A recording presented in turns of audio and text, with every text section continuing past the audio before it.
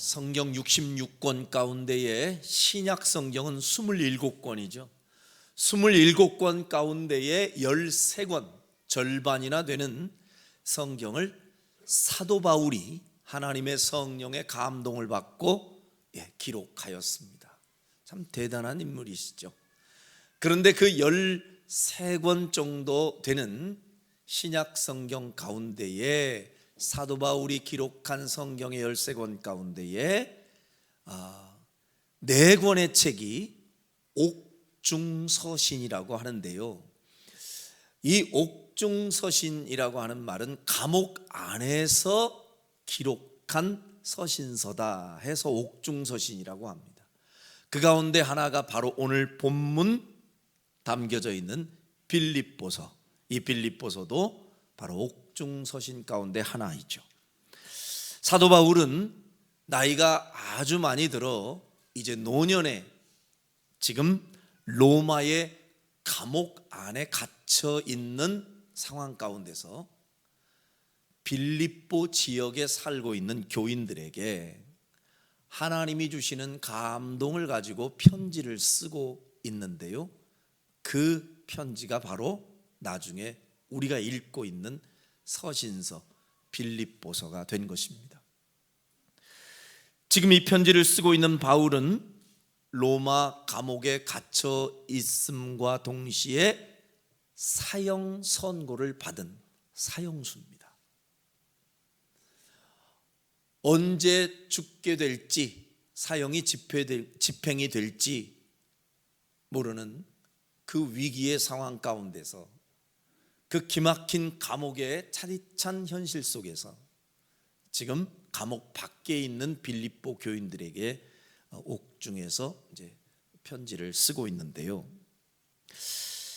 이상한 것은 바울이 지금 감옥에 갇혀 있고 갇혀 있는 것뿐만이 아니라 사형 선고를 받은 사형수임에도 불구하고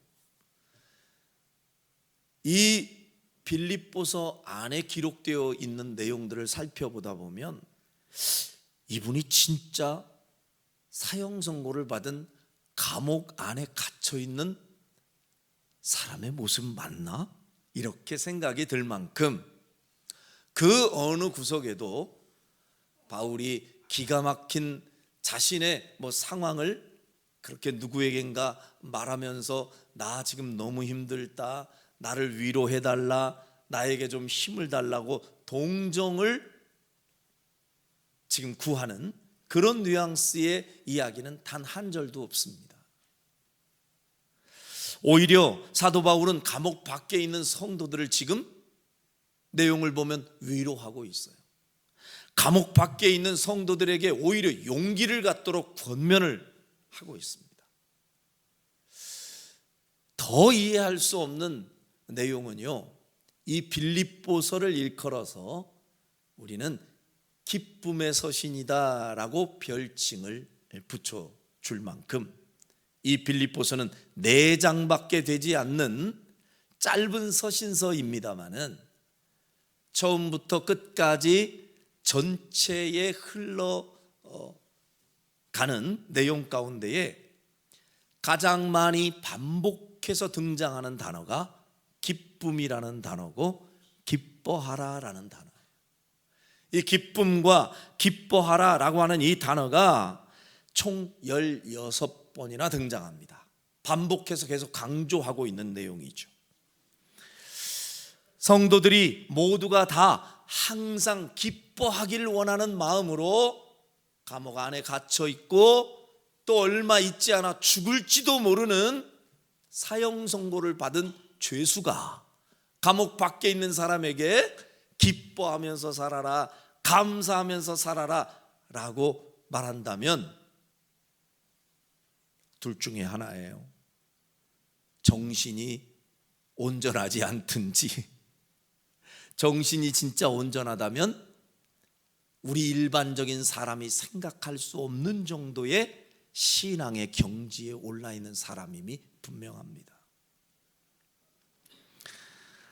언뜻 보면 감옥 안에 있는 사람으로 전혀 느껴지지 못할 만큼 그런 사도 바울의 어투는 감사의 언어가 가득하고 기쁨으로 충만한 언어를 지금 쓰고 있습니다. 빌립보서 4장 4절을 먼저 한번 대표적으로 같이 확인하고 가보겠습니다. 자, 같이 읽어볼까요? 시작. 주 안에서 항상 기뻐하라. 내가 다시 말하노니 기뻐하라. 빌립보서 전체를 통틀어서 가장 핵심이 될 수 있을 만한 말씀이 이 말씀이에요. 기뻐하라. 항상 기뻐하라. 내가 다시 말하노니 기뻐하라. 이 얘기를 하기 위해서 사도 바울은 지금 감옥 안에서 성도들에게 편지를 쓰는 겁니다. 성도들이 기뻐하면서 살기를 원하는 거예요. 자, 바로 다음 절이죠. 빌립보서 4장 6절에서도 비슷한 맥락의 말씀을 하죠. 시작. 아무것도 염려하지 말고 다만 모든 일에 기도와 간구로 너희 구할 것을 감사함으로 하나님께 아뢰라. 아무것도 염려하지 말고 하나님께 기도하되 감사하는 마음으로 하나님께 기도해라. 은혜가 되는 말씀이고 충분히 감동이 되는 말씀입니다마는 이런 이야기를 감옥 밖에 있는 형편 좋은 입장에 놓여 있는 사람이 얘기를 하면 그럭저럭 이해가 되겠는데, 이 얘기를 하고 있는 사도 바울이 지금 어디에 있다고요? 감옥 안에. 그리고 사형 선고까지 받은 사람이에요. 그런데 어떻게 걱정이 없어요? 어떻게 염려가 안 되냐고요? 그 염려, 걱정에 짓눌려 있어야 할 사람이 오히려 감옥 밖에 있는 사람들에게 아무것도 염려하지 말래요. 그것도 감사하는 마음을 가지고 하나님께만 기도하자. 그러니 우리가 이 내용을 보면 더 큰 충격으로 느껴지지 않겠습니까? 여러분, 우리는 이 복이라는 단어를 참 좋아하죠. 참 복받은 사람, 복 있는 사람 되고 싶은데요. 여러분들도 정말 복된 사람, 복 있는 사람 되고 싶으시죠? 아멘 크게 하신 분이 더 큰 복을 받는 성도들이 되기를 바랍니다. 꼭 한번 재확인을 해야 이렇게 소리가 커져. 전 참 복 받고 싶고 복 있는 사람 되고 싶어요. 근데 문제는 뭐냐면 그 복이라는 개념을 믿지 않는 세상 사람들이 가지고 있는 복의 기준이 있고 성경에서 말하는 복의 기준이 있고, 근데 이게 일치하지 않아요. 똑같지 않아요. 사람마다 다 복의 기준이 달라요. 참 복 받고 싶다, 나는 복의 사람 되고 싶다 큰 소리를 치는데, 그럼 어떤 상황이 되어야 복 있는 사람인데요? 라고 물으면 이게 다 다르다니까요, 기준이. 어떤 사람은 얘기합니다. 돈 걱정하지 않고 그냥 수십억을 쌓아놓고 사는 사람, 나 그런 사람 되고 싶어요. 인기 있는 사람 되고 싶어요. 명예가 있었으면 좋겠어요. 그럼 그런 자리에 있고 그런 돈을 거머쥐면 정말 복 있는 사람이겠느냐고요. 일반적인 세상 사람들은 그런 정도의 위치에 있고 돈을 많이 거머쥐면 그게 복 받았다, 복 있는 사람이다, 그렇게 얘기할지 모르지만 정말 냉정하게 생각해 보면 복이 아닐 수도 있습니다.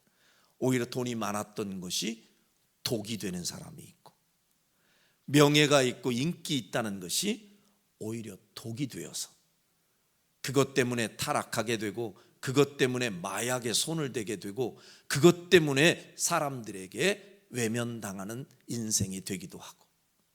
그러면요, 오히려 우리가 생각하는, 세상 사람들이 생각하는 그 복의 기준이 아닐 수도 있어요. 그럼 성경에서 말하는 복의 기준은 뭐예요? 우리가 잘 아는 대표적인 말씀이 시편 1편에 나오는 복 있는 사람은 아예 딱 꼬집어서 하나님이 말씀해 주시면서 악인의 꾀를 따르지 않고 죄인의 길에 서지 않고 오만한 자의 자리에 앉지 않고, 그러니까 세상 사람들과는 좀 구별된 사람이죠. 하나님의 말씀을 즐거워하여 주야로 그 말씀을 묵상하는 자로다. 할렐루야. 세상 사람들은 아니라 할지 모르지만 일반적인 사람들이 말하는 의식주와 아무 상관없어요. 그거하고 상관없이 하나님의 말씀을 즐거워하여 주야로 묵상하는 사람, 그리고 오늘 사도 바울 같은 사람이 진짜 복받은 사람인데 제가 예로 한번 여러분들에게 설명해 드리려고 그래요. 자, 일반적인 상식으로 생각하면 여러분의 생애에 감옥에 들어가는 상황이 복이 있는 사람이에요? 감옥에 안 들어가는 사람이 복이 있는 사람이에요? 그러면 질문 같은 질문을 해야 내가 대답을 하지 해가지고 어떤 분들은 그냥 아예 입을 딱 닫고 계시는데, 누가 봐도 감옥 안에 안 들어가야 복이지 감옥에 들어가는 게 어떻게 복이에요? 맞죠? 그럼 우리가 실제로 감옥 속에 들어갔냐 안 들어갔냐를 따지지 말고 그냥 조금 범위를 넓혀서 상징적으로 우리가 감옥에는 안 들어갔지만 그냥 소위 표현하자면 감옥 같은 현실이라는 게 있어요. 그죠? 아주 그냥 지옥 같은 현실, 감옥 같은 현실, 이렇게 표현하는 경우가 있어요. 그러면 또 묻겠습니다. 감옥 같은 현실에 갇혀 있는 게 복이에요? 감옥 같은 현실이 상관없는 사람이 복이에요? 그것도 또 질문 같지도 않은 질문이라 여러분이 대답을 못 하시죠. 아니, 감옥 같은 현실에 안 들어가야 복이죠. 누가 봐도. 다 공감하시죠? 그러면 그 기준으로 보면 사도 바울은 지금 복이 있는 사람이에요? 복 없는 사람이에요? 치질이도 복 없는 사람이지. 왜? 감옥 안에 들어갈 이유라도 있었으면 모르지만요, 복음 전하다 감옥에 갇혔어요. 제일 억울한 사람이에요. 그런데 현실적인 우리의 상식의 눈으로 바라볼 때는 제일 복 없는 자리에 있고 복 없는 위치에 있는 사람인데 어떻게 그 사람이 복 받은 사람이냐고요. 왜 우리가 그 사람을 복 받은 사람으로 바라볼 수밖에 없냐. 제가 이제 다시 말씀을 드리려고요. 어떤 사람이 더 복이 있는 사람인지 한번 잘 보세요. 감옥 밖에 있으면서 감옥 안에는 안 들어가. 이 사람은 감옥 안에는 안 들어가요. 그런데 감옥 밖에 있으면서 마음이 늘 괴롭고 힘들고 슬프고 속상하고 인생 타령하고 운명 타령하는 사람이 있고, 감옥 안에 비록 육신은 있지만 감옥 안에 지배를 받지 않고 오히려 감옥의 현실을 초월해서 감옥을 다스리고 그리고 기쁨을 누리고 감사하면서 사는 사람이 있어요. 그게 누구라고요? 딱 바울이에요. 그러면 여러분들이 영적인 관점에서 바라볼 때 진짜 수준 높은 복을 누리는 사람이 누구냐? 바울 같은 사람이에요. 여러분, 많은 사람들이요, 이 부분에서 착각을 할 수가 있습니다. 감옥 속에서도 환경의 지배를 받지 않고 도리어 환경을 초월해서 환경을 지배하면서 오히려 감사하고 기뻐하는 사람, 이 정도 수준의 사람이 지금 사도 바울인데, 저는 우리 교회 성도들이 이런 정도의 수준에 머무는 성도들이 되기를 주의 이름으로 축원합니다. 물론 감옥에 안 들어가야지요. 그러나 설령 우리가 사는 삶의 배경이 감옥 같은 현실이라 할지라도 그 감옥 같은 현실에 지배받지 않고 눌림받지 않고 언제든지 마음이 자유하고 초월해서 사도 바울처럼 그러함에도 불구하고 기뻐하고 그럼에도 불구하고 감사하고 오히려 많은 사람들에게 감사하라고 기뻐하라고 마음의 여유를 가지고 기쁨을 추천하고 권면할 수 있는 사람, 여러분들 되시기를 주의 이름으로 축원합니다. 수천억을 가지고도 여러분 만족이 안 되는 사람들 많아요. 수천억의 자산을 가지고도 마음이 해피하지 않고 여유가 생기지 않아서 늘 지옥같이 사는 사람이 있다니까요. 근데 반대로 통장에 수십만 원밖에 들어있지 않지만 걱정하지 않고 감사하고 여유가 넘치고 누군가에게 뭔가 대접할까를 생각하는 사람이 있어요. 어떤 사람이 더 복 있는 사람이냐고요. 여러분, 가진 사람이요 굉장히 여유가 넘치고 마음이 정말 유하고 넉넉하고 그럴 것 같으죠. 그거 모를 일이라니까. 사람 심리가 얼마나 웃긴지 아세요? 통장 딱 찍어봤는데 99억이 찍히잖아요. 감사 안 하고 진짜 왜 아구가 안 맞아. 아니 99억이 뭐야 이게.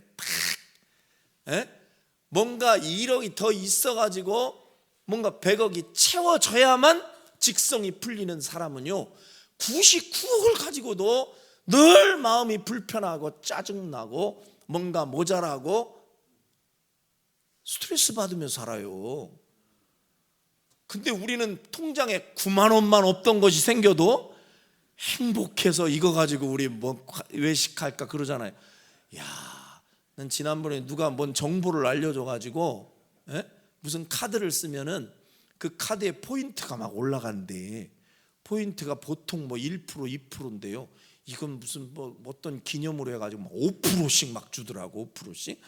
그래서 몇 번 막 썼더니까요. 이게 포인트가 막 6만 원, 7만 원이 되더라고. 기분 엄청 좋더라니까 제가. 포인트 엄청 쌓였다. 우리 6, 7만 원 가지고 우리 가족 외식해도 되겠다. 99억 가진 사람은 알지 못하는 기쁨을 나는 누리고 있다니까. 여러분, 무엇이 진짜 복이냐고요.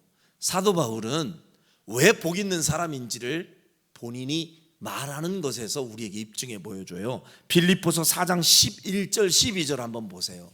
자, 사도 바울이 이런 고백을 합니다. 11절 시작. 내가 궁핍함으로 말하는 것이 아니니라. 어떠한 형편에든지 나는 자족하기를 배웠노니. 어떤 형편에든지 나는 뭐 하는 비결?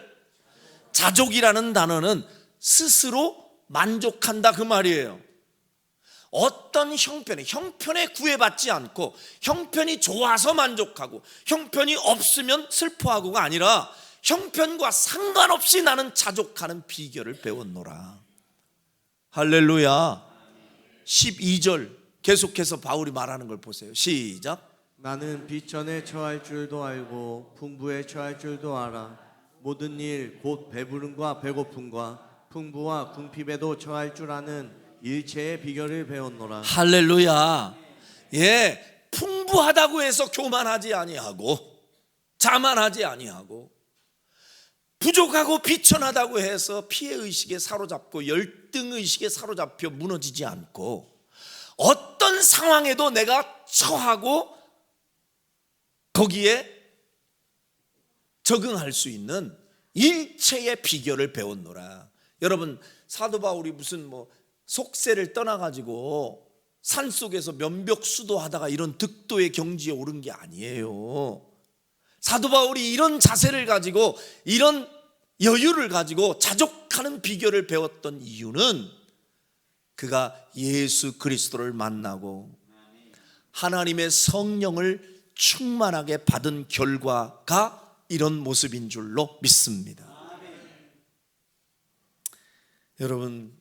여러분과 제가 꿈꾸는 진짜 복된 사람은 바로 이렇게 형편과 아무 상관없이 내가 처한 위치가 궁궐이냐 초막이냐와 상관없이 감옥 안에 있냐 감옥 밖에 있느냐가 중요하지 않고 그 모든 것을 뛰어넘고 초월하여 그럼에도 불구하고 감사하고 기뻐할 수 있는 이 진짜 참된 복의 경지에 이르게 되는 여러분이 되시기를 주의 이름으로 축원합니다. 바울은 금방이라도 불려나가 사형집행을 당할 위기의 상황에 놓여 있는 존재지만 어느 곳 한 곳에서도 그의 삶을 포기하거나 인생이 끝났다고 선언하는 흔적을 단 한 군데에서도 찾을 수가 없습니다. 그러니까 대단한 사람이고 위대한 신앙인인 거예요. 오히려 사도 바울은 그 현장 가운데에서도 오히려 자신은 표대를 향하여 여전히 힘있게 다름질하고 있는 경주자라고 선언하고 있습니다. 14절 한번 같이 보겠습니다. 오늘 본문 14절 시작. 표대를 향하여 그리스도 예수 안에서 하나님이 위에서 부르신 부름의 상을 위하여 달려가노라. 이미 끝났다가 아니에요. 아, 내 신세 망쳤네, 이거 아니에요. 감옥에 갇혀 있고 지금 사형 선고를 받고 죽을지도 모르는 상황에서도 오히려 지금 사도 바울의 꿈은 나는 표대를 향하여 여전히 하나님이 주실 부름의 상을 향하여 달려가고 있는 존재라고 해석하고 있어요. 여러분, 우리가 살다 보면 어려운 여건과 상황을 만날 수 있잖아요.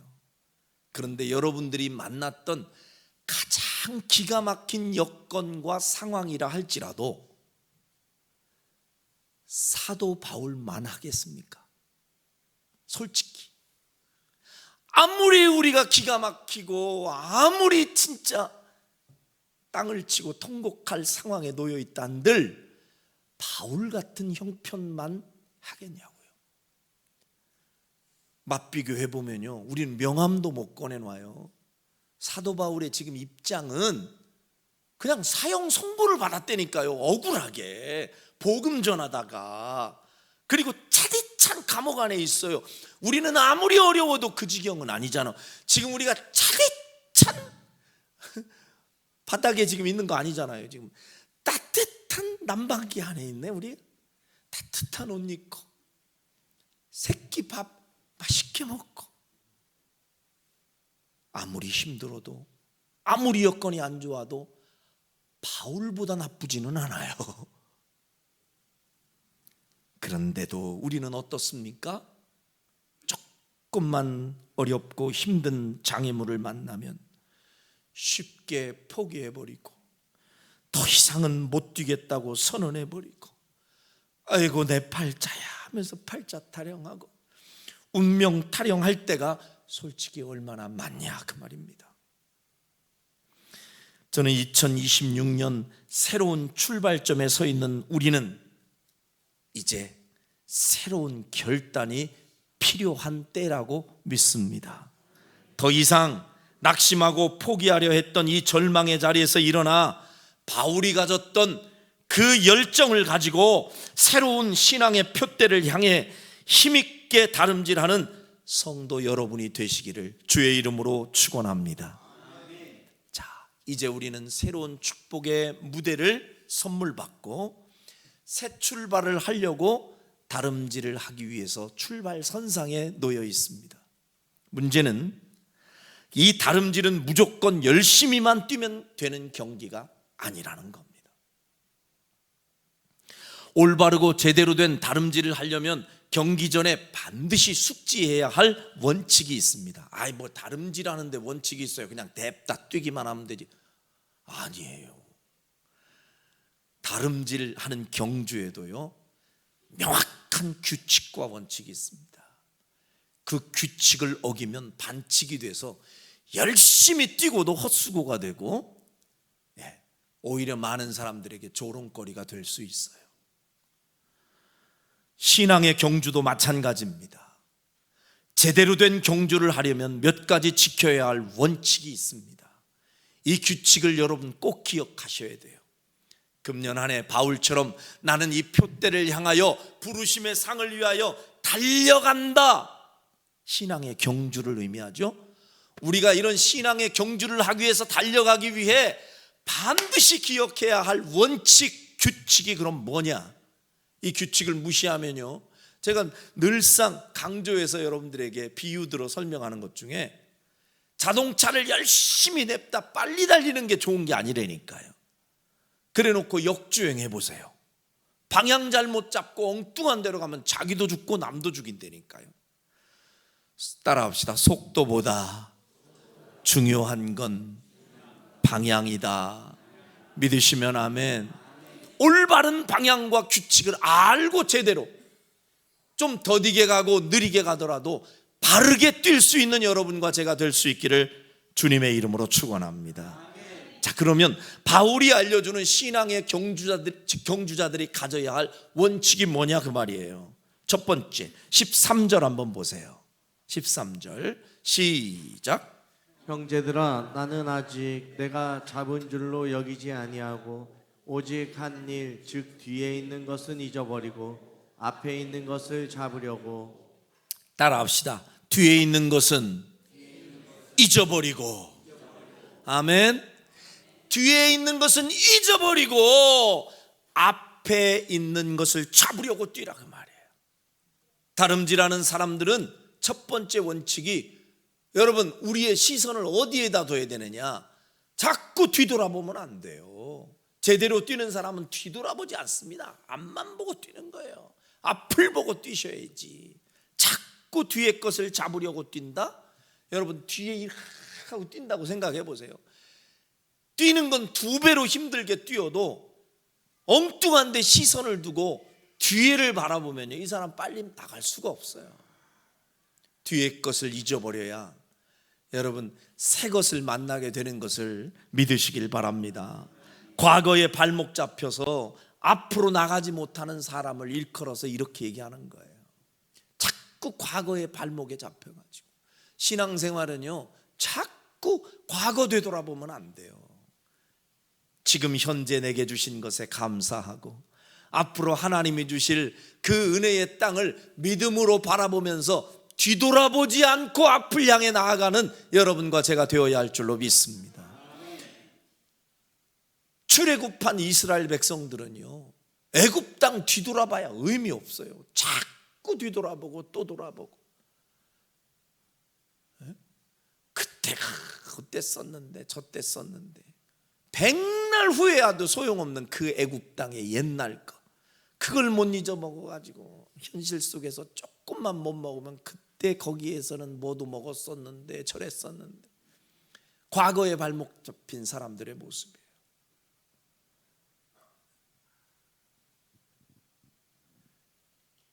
과거가 2가지의 경우가 있을 수 있어요. 하나는 화려했던 과거가 있을 수 있고, 하나는 상처가 깊었던 과거가 있을 수 있어요. 2개 다, 여러분, 우리가 다름질하는 신앙의 경주자로서는요, 2가지 다 크게 의미를 둘 필요가 없어요. 어떤 때는 상처 많았던 과거, 아팠던 과거, 실패했던 과거들, 그것에 발목이 잡혀가지고 계속해서 그것만 곱씹으면서 앞을 못 보는 사람들이 많아요. 2026년 얼마나 여러분 새로운 삶의 무대를 주시고 새 계획과 플랜을 짜고 앞을 향해서 막 전진하기도 지금 아까운 이 시간에 뭐 때문에 옛날에 그 과거에 상처받았던 것들을 또 떠올리고 끄집어내고, 뭐 때문에 그거에 발목을 잡혀서 앞으로 못 나가느냐 그 말이에요. 과거의 실패의 경험, 상처받았던 아픔 다 잊어버리고 앞의 것을 잡기 위하여 뛰는 여러분이 되시길 바랍니다. 또 하나는요, 예전에 화려했던 과거도 그다지 별로 의미가 없어요. 그냥 추억으로만 살짝 생각하고 마세요. 꼭 제가 제일 참 안타까운 사람들은 뭔 얘기만 하면 왕년의 얘기를 하는 사람들, 그냥 별로 그렇게 와닿질 않아요. 본인은 막 충만해서 얘기를 해. 내가 말해요, 왕년에 목사님 제가 왕년에 말이에요. 아유, 어지간히 왕년 찾아. 어지간히.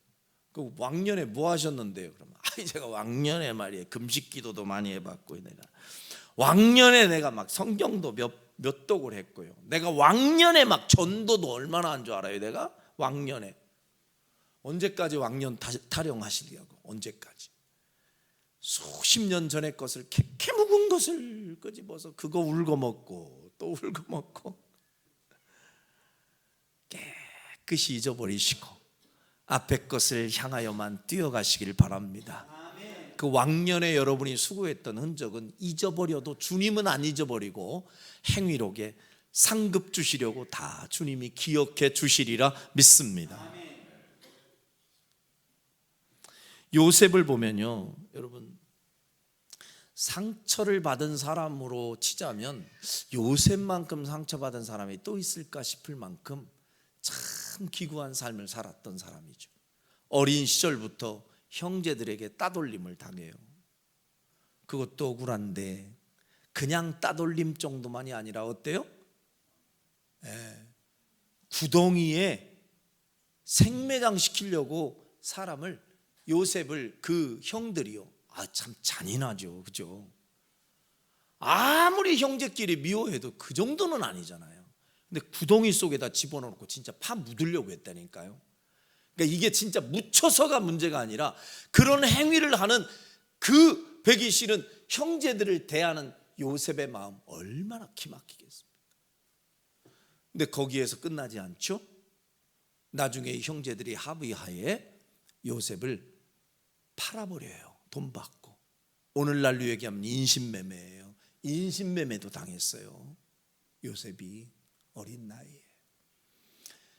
그리고 우여곡절 속에 애굽에 팔려가 종이 되었는데요, 그래도 요셉이 어쨌든 살아보려고 발버둥을 치다가 어느 집에 들어가 가정 총무로 인정을 받고 최선을 다해서 그 가정에 성실하게 허드렛 일들을 돌보고 사는데, 하필이면 그 주인 마님이 왜 이 요셉 한참 크는 청년한테 마음을 두고 자꾸 쳐다보면서 윙크를 했었고 손짓을 해서 왜 그래?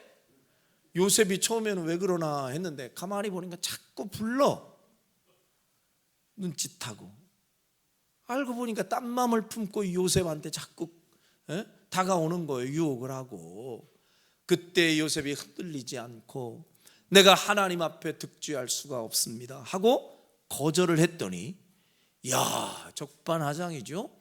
나중에 오히려 덤탱이로 이제 누명을 이 요셉에게 씌워가지고 저 인간이 강간 미수범이다 해가지고 감옥 속에 집어넣어요. 또 상처를 받아요. 형제들, 가족에게도 왕따를 당하고 배신을 당하고, 믿었던 주인에게도 배신을 당하고 따돌림을 당하고 억울함을 받고 감옥 속에 들어가요. 얼마나 억울해요. 그러면서 세월이 흘러 하나님의 은혜로 이 요셉이 애굽의 총리의 자리에 올랐는데, 야, 드라마도 이런 드라마가 어디 있어요? 원수도 외나무 다리에서 만난다는데 그 왼수 같은 형제들이 말입니다, 나중에 나라에 흉년이 들으니까 먹을 것이 없어가지고 양식을 좀 구하려고 애굽에 와서 머리를 숙이고 도움 좀 청하는데, 그 도움을 줄 수 있는 권한의 사람이 누구냐? 자기들이 죽이려고 했던 자기 동생, 형제 요셉이 글쎄 그 자리에 앉아가지고 에헴 하고 앉아있는 이 상황을 지켜보니 얼마나 놀라겠어요. 바들바들 떨면서 새파랗게 얼굴이 질려가지고 우리는 죽은 목숨이다 하고 고개조차 들지 못하는 이 형제들에게 요셉이 드디어 말을 꺼냅니다. 웬만한 우리의 생각으로는요, 요셉이 때는 왔다, 내가 이 때를 얼마나 이갈면서 기다렸는 줄 아느냐, 왕년에 너희들이 그래놓고 잘 살 줄 알았겠더냐 하고 칼날을 휘둘러서 가차없이 처벌을 해야 우리의 속이 후련할 것 같은데 그런데 요셉은 떨며 울며 어찌할 바 모르는 그 형제들에게 요셉이 일어나서 이야기합니다. 형님들, 놀라지 마세요. 두려워하지 마세요. 그 옛날 당신들이 물론 잘못했지만 당신들이 그렇게 나를 외면하고 팔아버리고 그렇게 상처를 줬다고 당신들이 이렇게 놀라지만 사실은 그 일이 있었기에 내가 애굽으로 왔고 그 일이 있었기에 내가 훈련받고 이렇게 애굽의 총리까지 되었으니 그 일은 배후에 하나님이 허용해 주신 하나님의 섭리가 있었다. 요셉은 그 상처를 상처로 해석하지 않고 자신의 현재의 인생을 만들어 주신 하나님의 보이지 않는 섭리와 계획이 있었다는 것으로 자신의 인생을 해석하며 오히려 형님들을 용서해 줍니다. 이 모습이 실패한 과거에 붙들려서 현재의 행복을 잃어버리는 어리석은 사람들, 그들에게 주는 요셉의 교훈이 얼마나 큰지 모릅니다. 여러분, 과거에 내가 이루었던 업적 공로, 과거에 내가 받았던 상처 아픔, 이 모든 것을 다 잊어버리고 뛰어야 이렇게 하나님께서 애굽을 어느 자리에 올려주시듯 우리의 삶을 어떤 경지 위에 올려주시는 은혜를 우리에게 허락해 주시리라 믿습니다. 마귀는요, 자꾸 과거에 집착하게 만들어서 우리로 하여금 제대로 된 경주를 하지 못하게 만드는 게 마귀의 전략입니다. 실패한 과거를 생각나게 해서 자신감을 잃게 만들든지, 과거에 자신의 잘했던 것을 생각나게 해서 교만하게 하든지, 이게 마귀의 전략이에요. 여러분이 속지 마시고 뒤의 것은 잊어버리고 새 출발하시기를 주의 이름으로 축원합니다. 자, 또 하나의 원칙은 14절, 아까 우리가 읽었던 말씀이죠. 자, 따라합시다. 표대를 향하여. 예, 두 번째 원칙은 뒤에 것 잡으려고 하다가 망가지는 사람이 있고, 또 하나는 표대를 향하지를 못해가지고 다름질을 실패하는 사람도 있거든요. 여러분과 저는 주님이 주신 이 인생의 다름질 가운데 신앙의 경주자로서 표대를 온전히 향하여 제대로 된 뜀박질을 할 수 있기를 바랍니다. 그런데 그 표대가 어디냐고요? 표대, 우리가 바라보아야 할 궁극적인 표대, 궁극적인 우리의 종착 지점은 어디일까? 예수 그리스도임을 믿습니다. 히브리서 12장 1절과 2절에 보면 다름질하는 신앙의 경주자들에게 주시는 말씀이 있습니다. 믿음의 주요 온전하게 하시는 이인 예수를 바라보라. 누구를 바라보라? 신앙의 경주자들은 누구를 바라보고 뛰어야 하는가? 믿음의 주요 온전하게 하시는 이인 예수를 바라보고 뛰어라. 할렐루야. 여러분과 제가 바라보는 표대가 어디냐고요? 신앙의 경주자들은 온전히 예수님만을 바라봐야 되는데, 맨날 듣는 이야기잖아요. 예수님 바라보고 우리 신앙생활 해야 된다고 말은 해놓고 실상에서는 자꾸 눈이 엉뚱한 데 돌아다니는 거예요. 계속 표대를 바라보지 못하고 자꾸 가다가 이쪽에서 누가 나를 거슬리게 하면 그 사람이랑 한번, 또 저쪽에서 날 부르면 저 사람 상대하다가 시간 버리고. 여러분 한번 생각해 보세요. 달리기 선수는 지금 앞만 보고 뛰기도 바빠 죽겠는데 옆에서 저 유니폼이 뭔가 저게 촌스럽지 않냐고, 저걸 세탁을 안 한 것 같다고 뒤에서 그러면 가다가 열받아서 잠깐 서가지고 그 사람하고 한바탕 싸우고 가겠냐고요. 뭐 때문에? 그냥 표대만 보고 가면 되지. 아멘. 신앙생활 하는데 예수 보고 예수님 영광을 위해서 살기로 작정했으면, 그 예수님만 보고 살기로 작정했으면 예수님만 보고 가면 되지. 왜 자꾸 옆에 사람들한테 끼웃거리다가 스스로 무너지느냐고요. 상처받고. 그냥 다름질하다가 나 진짜 못 뛰겠네. 저 인간 때문에. 못 뛰겠네. 저 인간 때문에. 그 사람 때문에 중간에 걸려 넘어지는 사람이 얼마나 많은지 몰라요. 예수님만 보시길 바래요. 목회자도 똑같더라고. 목회를 해도 예수님만 보고 가면 되는데, 가다가 자꾸 성도들 형들 눈치 살피다가 스스로 넘어지고 함정에 빠지고. 웃기는 얘기 하나 해줄게요. 내가 우리 여기 대전 쪽에 어느 교회인데요, 후임 목사님을 청빙을 한 거예요. 근데 그 후임 목사님이 경상도의 아주 토백이에요. 경상도에서 낳고 자라신 분이요. 경상도 문화에 이제 완전히 젖고 토백이신 분이 청빙을 받아서 여기 대전 왔어요. 그 문화와 이 토양이 너무 다르잖아요, 분위기가.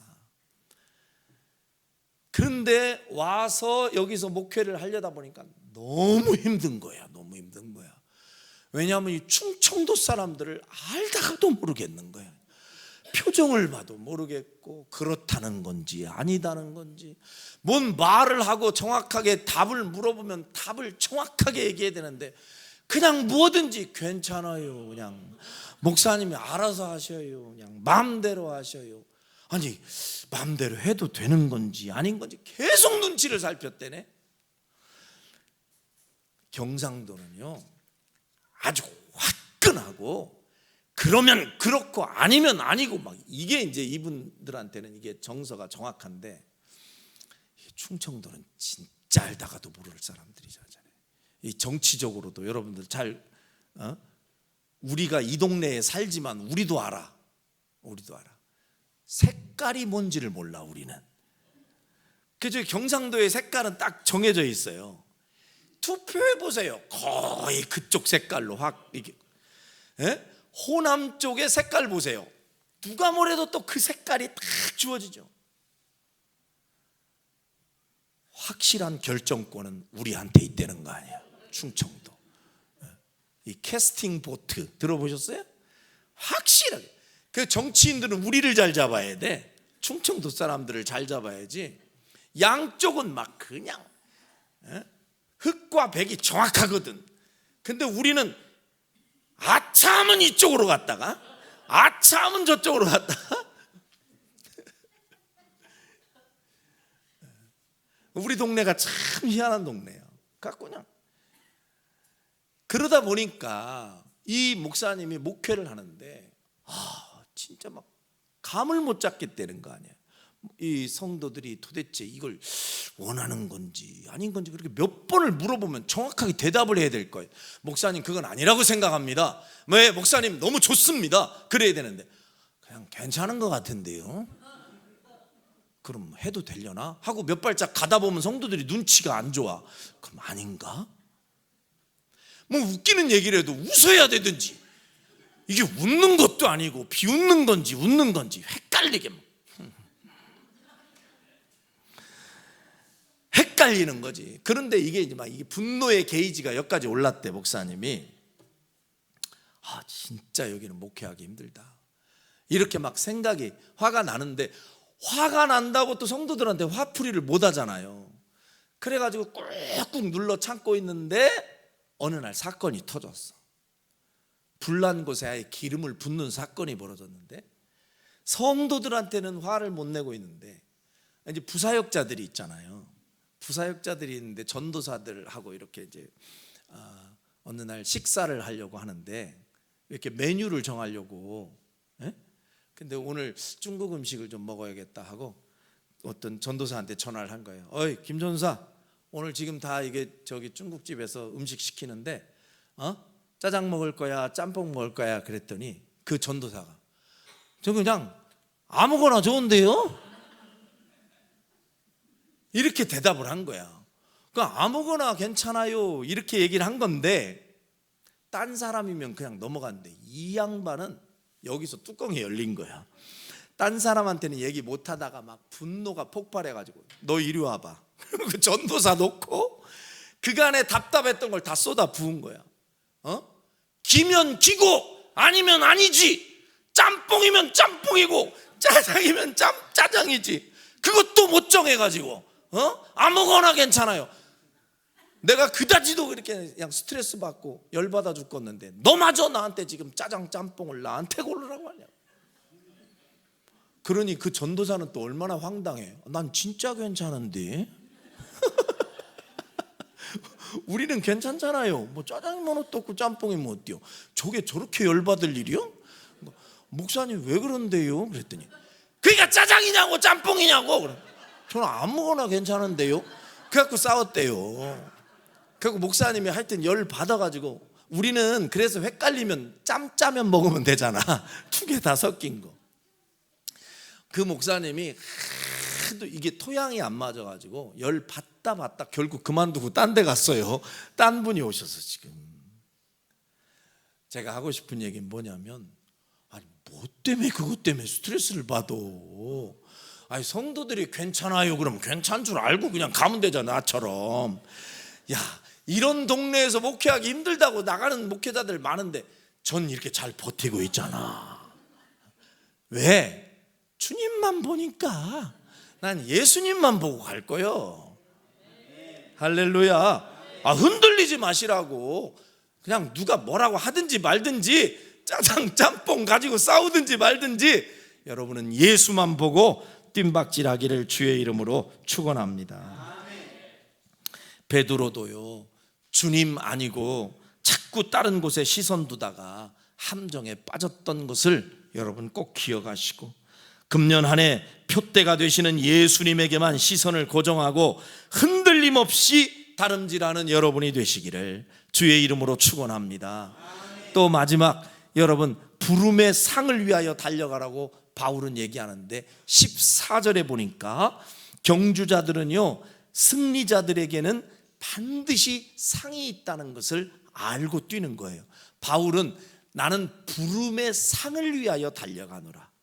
하나님이 주실 상이 있다는 사실을 믿으시길 바랍니다. 신앙의 경주자들은 훗날에 하나님이 주실 상을 바라보고 뛰는 사람들이에요. 히브리서 11장 6절에 한번 봅시다. 히브리서 11장 6절 시작. 믿음이 없이는 하나님을 기쁘시게 하지 못하나니 하나님께 나아가는 자는 반드시 그가 계신 것과 또한 그가 자기를 찾는 자들에게 상 주시는 이심을 믿어야 할지니라. 온전한 믿음은 하나님 계시다는 걸 믿는 믿음. 두 번째는 그 하나님을 찾는 자들에게 하나님이 반드시 상을 주신다는 사실을 믿는 믿음. 이 믿음 가지고 신앙생활 하시기를 주의 이름으로 축원합니다. 그러므로 주님을 위한 헌신과 수고는 절대 헛수고가 없습니다.